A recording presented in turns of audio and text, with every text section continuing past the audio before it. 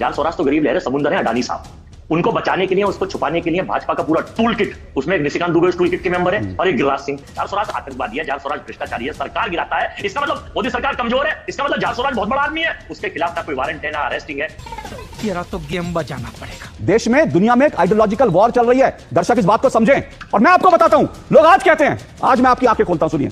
भारत के अंदर George Soros के इशारों पर चलने वाली सरकार थी, तब जॉर्ज सोरोस क्या कर रहा था यह भी जान लीजिए। कम्युनल वायलेंस बिल को ड्राफ्ट किया था, जो सोनिया गांधी की जो एक कुंडली थी, उनकी जो मंडली थी, उस मंडली ने ड्राफ्ट किया था कम्युनल वायलेंस बिल। और जानते हैं उस कम्युनल वायलेंस बिल में क्या था? उस कम्युनल वायलेंस बिल में यह था कि जो भी दंगा भारत में होगा उसके लिए हिंदू दोषी माने जाएंगे। अगर किसी हिंदू महिला का बलात्कार होता है तो फिर उसको बलात्कार नहीं माना जाएगा। अगर किसी मुस्लिम महिला का बलात्कार होता है तो वो जो है हिंदू उसके लिए दोषी माना जाएगा। उस बिल में यह था कि अगर कोई दंगा होता है तो जो है मुसलमानों की बात जो है सिर्फ मुस्लिम जज सुनेगा, हिंदू जज सुन भी नहीं सकता।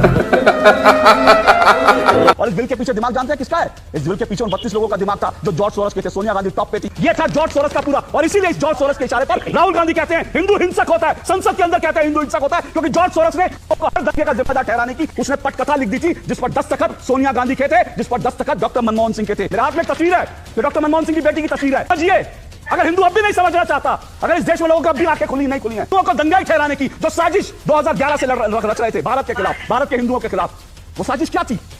किसने रची थी साजिश? मोदी सरकार का कोई टेक नहीं है। इस पूरी बात को अडानी पर हो रहे हैं हम लोग को दबाने के लिए इसको एक हिपोथेटिकल लड़ाई खड़ी की गई। आप विदेशों से पैसा लेंगे, दुनिया भर से पैसा लेंगे और भारत में उसको कहां खर्च करेंगे बताएंगे नहीं। और जब आपकी फॉरेन फंडिंग बंद कर दी जाएगी तो कहेंगे अभिव्यक्ति की आजादी पर हमला हो रहा है। जेएनयू में नारे लगते हैं भारत तेरे टुकड़े होंगे इंशाल्लाह इंशाल्लाह। राहुल गांधी जब उन नेताओं के साथ खड़े होकर कहते हैं ये अभिव्यक्ति की आजादी है, तो अशोक श्रीवास्तव उसे अभिव्यक्ति की आजादी नहीं मानता, मैं उसे देश तोड़ने की बात मानता। और अभी तो रुको, क्लाइमैक्स अभी बाकी लगे हैं और राहुल गांधी और राजीव गांधी फाउंडेशन को लेकर आरोप लगे, तो कांग्रेस की जिम्मेदारी बनती है कि देश की जनता के सामने। देखिए, सबसे पहले तो अशोक जी, जब आपका और तुहिन जी का चुनावी भाषण सुन के कंफर्म हो गया दोनों की भाषा का कि जो हिरेन जोशी बेचते हैं वही आप लोग पाठ्यक्रम को पढ़ते हैं, ये इसमें कोई डाउट नहीं है, आप उसे झूठ बोले या मने। अब आपके मैं दूसरे सवाल का जवाब देता हूं। एक शेर सुन लीजिए कि गरीब लहरों पे पैरे बिठाए जाते हैं, गरीब लहरों पे पैरे बिठाए जाते हैं और समुद्रों की तलाशी कोई नहीं लेता। चुप कर बे कुत्ते। कौन है जॉर्ज सोरोस? क्या रिश्ता है नरेंद्र मोदी जी का इससे? क्या रिश्ता है सरकार से? सरकार को फंडिंग जॉर्ज सोरोस करता, विपक्ष के नेताओं को जॉर्ज सोरोस नहीं करता। हाँ, मैंने जो शेर सुनाया था, जॉर्ज सोरोस तो गरीब लहरें समुंदर है अडानी साहब, उनको बचाने के लिए, उसको छुपाने के लिए भाजपा का पूरा टूल किट, उसमें एक निशिकांत दुबे उस टूल किट के मेंबर है और एक गिरिराज सिंह। अशोक जी, जब सरकार बनती है तो लोकतंत्र में गिनती जिसकी ज्यादा होती है सरकार उसकी बनती है। तो नरेंद्र मोदी जी, नायडू और नीतीश की गिनती ज्यादा थी तभी तो इनकी सरकार बनी है। इनकी कम थी गिनती, आप हार नामे बताएंगे प्लीज? ज्यादा थी गिनती इसलिए सरकार बनी है ना, बताओ ना अशोक जी। तकलीफ हुआ है बेचारे को। बोल आप बोलिए, अपनी बात रखिए। मैं कुछ बोलूंगा तो आप कहोगे बोलने नहीं देता, कि आपने शुरुआती हम पर, मेरे पर निजी हमले से की थी, लेकिन मैं आपको रोकूंगा नहीं। मैं आपको, सुनिए, मैं आपको रोकूंगा नहीं, आपके सवाल आप बोल लीजिए, उसके बाद जब मैं आपको एक्सपोज करना शुरू करूंगा तो भागिएगा नहीं, बोलते रहिए। जॉर्ज सोरोस में सरकार से किसके रिश्ते हैं? अगर सरकार इतनी पावरफुल है, जब अमेरिका की सरकार इतनी पावरफुल है, उसने भारत के इतने प्रतिष्ठित व्यवसायी अडानी साहब को, जो मोदी जी के खास है, और देखिए एक फोटो भी दिखाऊंगा अभी आपको कि प्रधानमंत्री खड़े, अडानी साहब बैठे, मालिक और राजा का क्या रिश्ता है, उनको भी वारंट लेके और उनको अरेस्ट करने के लिए भेज दिया गया। तो आप ये जॉर्ज सोरोस आतंकवादी है, जॉर्ज सोरोस भ्रष्टाचारी है, सरकार गिराता है, इसका मतलब मोदी सरकार कमजोर है, इसका मतलब जॉर्ज सोरोस बहुत बड़ा आदमी है, उसके खिलाफ ना कोई वारंट है ना अरेस्टिंग है। अरे कहना क्या चाहते हो? अरे अरेस्ट करिए और बंद करिए, उसे जेल भेजिए, उसे लेके आइए, चलिए, और इसके खिलाफ जो भी उसके संलिप्त पाया जाए, जो भी विपक्ष का या पक्ष का उसके साथ पाया जाए, उसको भी जेल भेजिए। चूंकि आप भेजेंगे। ओके, अब अगर जब मैं बोलूंगा और अगर कोई लोग, अगर मेरे अपनी टीम को निर्देश है, अगर मैं बोलना शुरू करूंगा पॉपकॉर्न की तरह कोई उछलें तो उनकी आवाज बंद कर दीजिएगा, क्योंकि मैं बड़े ध्यान से सुना। अब पॉपकॉर्न की तरह उछलने वालों की आवाज बंद कर दीजिएगा, क्योंकि मैं देश की जनता के सामने फैक्ट्स रखना चाहता हूं। हो गया, चलिए हो गया जेवर। चलो भाई, देखो अब मैं क्या करता हूं। देखिए क्या है, मैंने सवाल सीधा सीधा पूछा था, वो पाकिस्तान चले गए और उन्होंने क्या कहा अजय वर्मा ने, कि जॉर्ज सोरोस तो लहर है, अडानी समुंदर है। जॉर्ज सोरोस लहर है, मतलब कितने प्यार से जॉर्ज सोरोस को बचाया, लहर है। एक और बार बार कही जाती है जॉर्ज सोरोस को गिरफ्तार कर लो, गिरफ्तार कर लो। अरे भाई, जॉर्ज सोरोस जो है वो कोई छुरी चौकी छुरी मार के नहीं निकला है। उसने बैंक नहीं लूटा है कि उसको जाओ और गिरफ्तार कर लो। वो क्रिमिनल उस तरह का नहीं है। देश में, दुनिया में एक आइडियोलॉजिकल वॉर चल रही है। दर्शक इस बात को समझें। मोहम्मद यूनुस जो है वो आइडियोलॉजिकल वॉर और जॉर्ज सोरोस जो अमेरिकी डीप स्टेट है उसके वो पिट्ठू हैं। और वो कोई चाकू छुरी मार के नहीं निकले थे। उनको नोबेल पुरस्कार दिया गया था।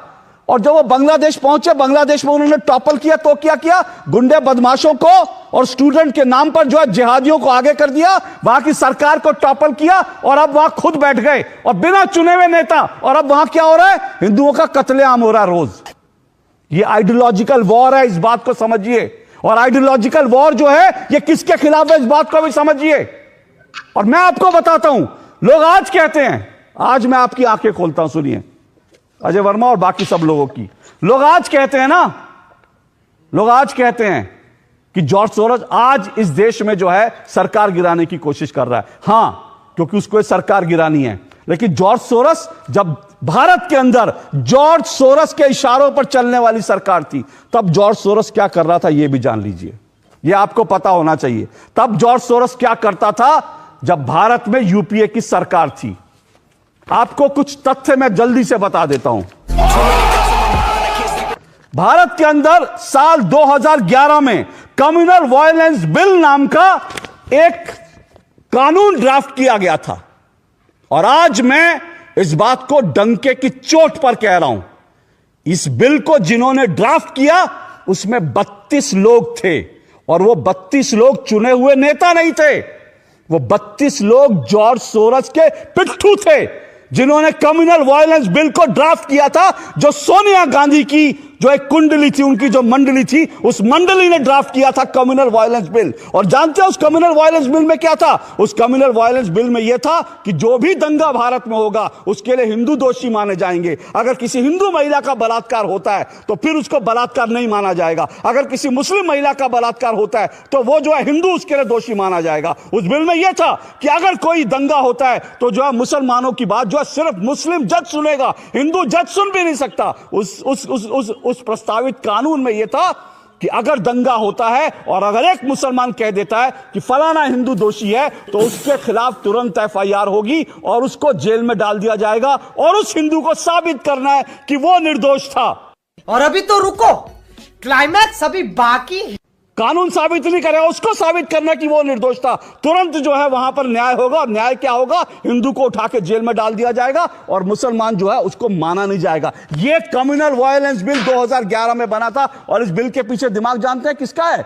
इस बिल के पीछे उन 32 लोगों का दिमाग था जो जॉर्ज सोरोस के थे। सोनिया गांधी टॉप पे थी। और इस बिल बनाने वालों में हर्ष मंदार शामिल था। और वह हर्ष मंदार कौन है? वो जॉर्ज सोरोस का आदमी है। ये वही हर्ष मंदार है दिल्ली में, दिल्ली के अंदर जिसके जो चिल्ड्रंस होम थे उस पर छापा पड़ा था। उसमें छोटे छोटे बच्चों का कन्वर्जन हो रहा था। आज भी वो केस चल रहा है। ये था जॉर्ज सोरोस का पूरा। और इसीलिए इस जॉर्ज सोरोस के इशारे पर राहुल गांधी कहते हैं हिंदू हिंसक होता है। संसद के अंदर कहते हैं हिंदू हिंसक होता है, क्योंकि जॉर्ज सोरोस ने को हर दंगे का जिम्मेदार ठहराने की उसने पटकथा लिख दी थी, जिस पर दस्तखत सोनिया गांधी के थे, जिस पर दस्तखत डॉक्टर मनमोहन सिंह के थे। यही नहीं, अभी और सुनिए। और सुनना चाहते हैं डॉक्टर मनमोहन सिंह के दस्तखत क्यों थे? मेरे हाथ में एक तस्वीर है, ये डॉक्टर मनमोहन सिंह की बेटी की तस्वीर है। और ये ओपन सोसाइटी के, मैंने उससे उसकी ओपन सोसाइटी के जो उसका जो वेबसाइट है वहां से है। डॉक्टर मनमोहन सिंह की बेटी ओपन सोसाइटी के पेरोल पर थी। समझिए, अगर हिंदू अब भी नहीं समझना चाहता, अगर इस देश में लोगों की अब भी आंखें खुली नहीं खुली हैं, तो फिर इस देश का जो होगा वो आप लोग। मनमोहन सिंह की बेटी सोनिया गांधी, राहुल गांधी हिंदुओं को हिंसक ठहराने की, हिंदुओं को दंगाई ठहराने की जो साजिश 2011 से रच रहे थे भारत के खिलाफ, भारत के हिंदुओं के खिलाफ, वो साजिश क्या थी? किसने रची थी साजिश? वो तो भला वो कानून पारित नहीं हो पाया क्योंकि देश में विरोध हुआ, वरना हिंदुओं को इस देश में कोई उंगली उठाता हिंदुओं को जेल में भेज दिया तो तुम दंगाई हो। बंद करो हाथ जोड़ के। मैं ये जॉर्ज सोरोस के इशारे पर क्या क्या हो रहा था, ये तब से हो रहा था। और कश्मीर को लेकर मैं बता चुका हूं, सियाचिन पाकिस्तान को सौंपने की तैयारी थी। क्या इसके बाद भी कुछ बचता है? एक बार तो कहिए आरोप गलत है। क्या ये वेबसाइट गलत है कि वेबसाइट से जो तस्वीर आई क्या गलत है? सोनिया गांधी की तस्वीर लगी, इसको लेकर कांग्रेस ने अभी तक इस पर कोई वो नहीं किया। एक बार सोनिया गांधी कहते हैं मेरा इस संस्था से कोई लेना देना नहीं है। समझिए कि जॉर्ज सोरोस को अगर जो फंडिंग कर रहा है और सरकार का कोई टेक ही नहीं है, मैं तो पहले से बातचीत शुरू करते समय कह रहा हूं, मोदी सरकार का कोई टेक नहीं है। इस पूरी बात को अडानी पर हो रहे हमलों को दबाने के लिए इसको एक हिपोथेटिकल लड़ाई खड़ी की गई है। और आपने भी जितने तथ्य रखे, एक था कम्युनल बिल जो आया नहीं उसके तथ्य रख रहे हैं। कुछ लोग थे जो मतलब जो हुआ नहीं उसके तथ्य रख रहे हैं। क्यों? क्योंकि आप एक तरफा बात कर रहे हैं, आप अपोजिशन की बात ही नहीं करना चाहते हैं। अभी बताता है भाई, अभी बताता है, अभी किया ना, अभी बताता है। ओके प्रेम जी, आपको बिना रोक टोक मैंने समय दिया। अब जब आपने जो सवाल उठाए थे उन सवालों पर जवाब दे दूं। पहली बात, आपने बिल्कुल बड़ा वैलिड सवाल उठाया कि अगर देश के दुश्मन भरे पड़े एक्शन क्यों नहीं हो रहा। बड़ा वैलिड सवाल है।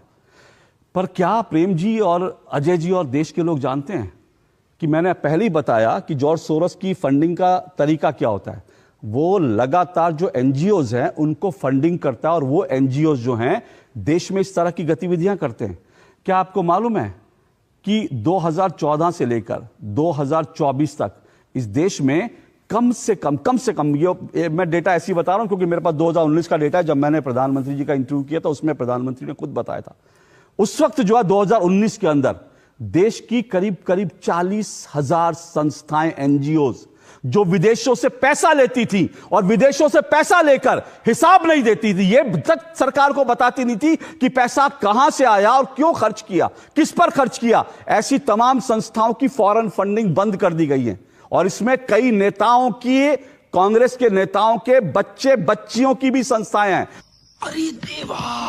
और आप देखते हैं ना बड़ा जो हल्ला होता है जब किसी संस्था के ऊपर जब पर कतरे जाते हैं तो फिर होता है कि इस देश में जो है वो अभिव्यक्ति की आजादी नहीं है। आप विदेशों से पैसा लेंगे, दुनिया भर से पैसा लेंगे और भारत में उसको कहां खर्च करेंगे बताएंगे नहीं। और जब आपकी फॉरेन फंडिंग बंद कर दी जाएगी तो कहेंगे अभिव्यक्ति की आजादी पर हमला हो रहा है। जैसे आज अभिव्यक्ति की आजादी पर हमला हो रहा था, उसके विरोध में जेएनयू में टुकड़े टुकड़े गैंग ने जो फिल्म थी, एक फिल्म थी, उसके ऊपर पत्थर बरसाए। तो पत्थर बरसा के आप कहते हैं कि हमारी अभिव्यक्ति की आजादी है, हम तो पत्थर मारेंगे। और प्रेम जी, आपने कहा कि मैं एक विचारधारा, बिल्कुल मैं एक विचारधारा से जुड़ा हुआ हूं और मेरी विचारधारा है भारत देश।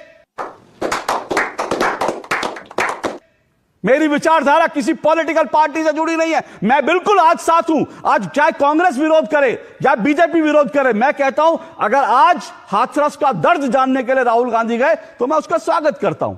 किसी भी व्यक्ति का दर्द जानने के लिए राहुल गांधी जाते हैं, अगर उसके साथ इंसाफ नहीं है, बहुत अच्छी बात है, मैं उसके साथ खड़ा हूं। लेकिन अगर राहुल गांधी और कांग्रेस का इकोसिस्टम यह कहता है कि इस देश में सरदारों को, सिखों को पगड़ी नहीं बांधने दी जाती और उसके बाद एक आतंकवादी पन्नू कहता है राहुल गांधी ने हमारी मन की बात पूरी कर दी, राहुल गांधी ने वही कहा जो हम कह रहे हैं, तो मैं उस विचारधारा के खिलाफ हूं। अगर राहुल गांधी कहते हैं कश्मीर में कत्लेआम हो रहा है और पाकिस्तान कहता है कि राहुल गांधी ने जो कहा वो सही कहा, हम भी यही कह रहे हैं, तो मैं राहुल गांधी और कांग्रेस की उस विचारधारा के खिलाफ हूं जो टुकड़े टुकड़े गैंग का समर्थन करती है। जेएनयू में नारे लगते हैं भारत तेरे टुकड़े होंगे इंशाअल्लाह इंशाअल्लाह। राहुल गांधी जब उन नेताओं के साथ खड़े होकर कहते हैं यह अभिव्यक्ति की आजादी है, तो अशोक श्रीवास्तव उसे अभिव्यक्ति की आजादी नहीं मानता, मैं उसे देश तोड़ने की बात मानता हूं और मैं उसके खिलाफ हूं।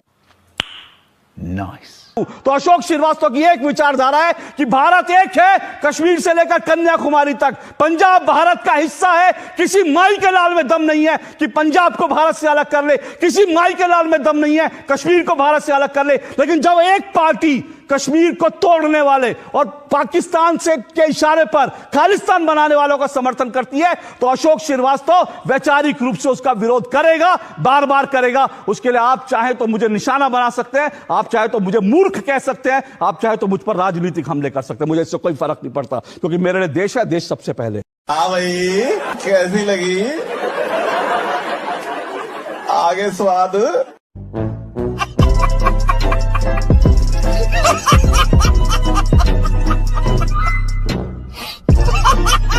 रखिए। जय हिंद, जय भारत।